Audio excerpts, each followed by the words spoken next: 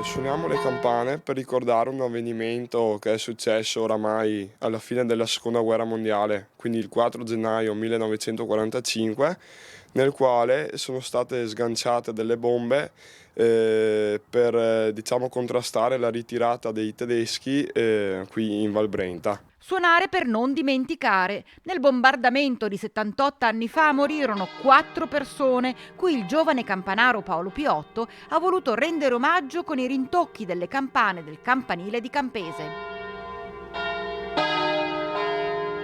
Oggi perché vuole ricordare?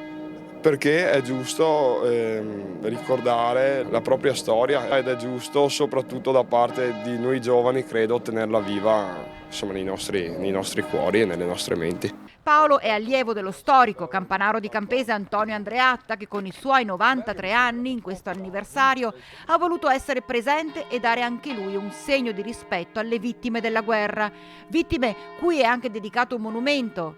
Lui testimone di quel terribile 4 gennaio 1945. Era scaricare bombe, scaricare 4-5 bombe. Ci sono stati 4 morti, Ecco 4 morti, sì. persone che lei conosceva bene. Sì.